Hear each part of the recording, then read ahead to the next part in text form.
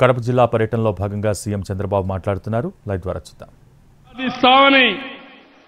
ఆ zero poverty సాధించిన తర్వాత ఆర్థిక అసమానతలు లేనటువంటి సమాజం కోసం నిరంతరం పనిచేస్తామని మనం ఒక సంకల్పం చేసి ముందుకు పోవాలి. ఇది సాధ్యం. చాలా మందికి అనిపిస్తుంది నేను ముందు మాట్లాడితే, ఒకప్పుడు ఐటీ మాట్లాడితే నన్ను ఎగతాళి చేశారు. సెల్ ఫోన్ మాట్లాడితే ఇదేంటన్నారు, సెల్ ఫోన్ తిండి పెడుతున్నా అన్నారు.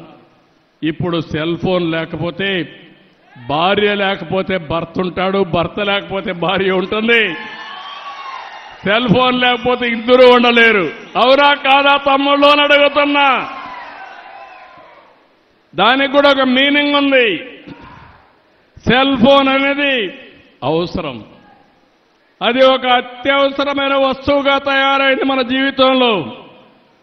ఎక్కడికి పోయే పని లేదు. సెల్ ఫోన్ ఉంటే ఒక ధీమా మీకు. ఎక్కడన్నా బిల్లు పే చేయాలంటే ఇమ్మీడియట్గా సెల్ ఫోన్లో ఉంటుంది డబ్బులు. ఎవరికి కావాలంటే వాళ్ళకి పే చేస్తాం. ఎవరైనా జోబీలో పెట్టుకుంటే జోబీ కట్ చేస్తారు, కానీ సెల్ ఫోన్లో పెట్టుకుంటే, పేటీఎంలో పెట్టుకుంటే కట్ చేసే పరిస్థితి ఉండదు. దానికి కూడా పాస్వర్డ్ మీ దగ్గరనే ఉంటుంది. అది అప్లై చేస్తేనే డబ్బులు ఇచ్చే పరిస్థితి వస్తుంది. సెక్యూరిటీ కూడా ఉంటుంది. మీకు ఏ పని కావాలన్నా చేసుకునే అవసరం వస్తుంది. భవిష్యత్తులో మనందరి జీవితాల్లో మీరు గుర్తుపెట్టుకోవాలి, టెక్నాలజీ చాలా ఉపయోగకారిగా ఉంటుంది. అందుకే మీరు చూస్తున్నారు, ఇటీవల నేను పెన్షన్ ఇస్తే ఏ టైంలో ఇచ్చాడు, ఏ స్పాట్లో ఇచ్చాడని 64 లక్షల మంది పెన్షన్ నేను మానిటర్ చేయగలుగుతున్నారంటే అది టెక్నాలజీ మహిమ అని చెప్పి మీ అందరికీ తెలియజేస్తున్నా.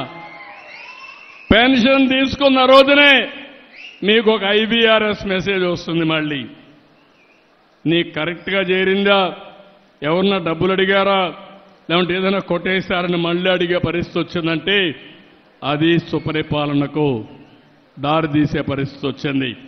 ఇలాంటి కార్యక్రమాలు చాలా వరకు నేను అన్ని ఆలోచిస్తున్నాను. ఏంటి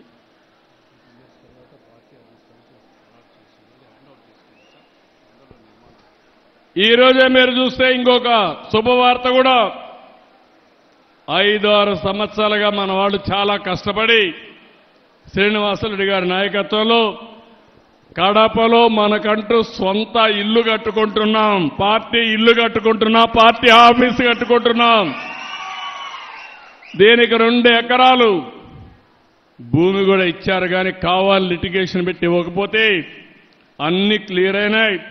నేను ఒకటే ఆదేశిస్తున్నా, 18 నెలల్లో పార్టీ ఆఫీసు పూర్తి చేసి మళ్ళీ ప్రతి ఒక్క కార్యకర్త కడపకు వస్తే సొంత ఇంటికి వచ్చి ఒక కాఫీ తాగే విధంగా 6 months ఓకే.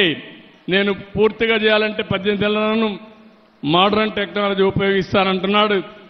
6 నెలల లోపలనే పూర్తి చేస్తానంటున్నాడు. ఈరోజు జనవరి,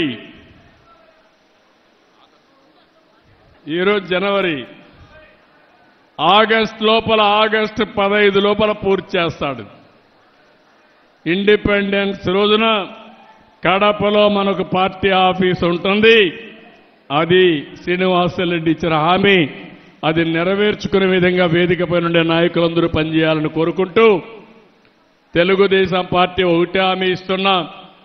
ఇప్పుడే మన సుధాకర్ గారైతే చాలా లిస్ట్ అంతా ఇచ్చాడు. పెద్ద చాంతాడంత లిస్ట్ ఇచ్చాడు, విష్ లిస్ట్ ఇచ్చాడు. మనిషిలో ఏదో చెయ్యాలనే తపనుంది, మీ రుణం తీర్చుకోవాలని కసి ఉంది. ఆయన చెప్పిన పనులన్నీ చేయాలని ఆలోచన కూడా నాలో ఉంది.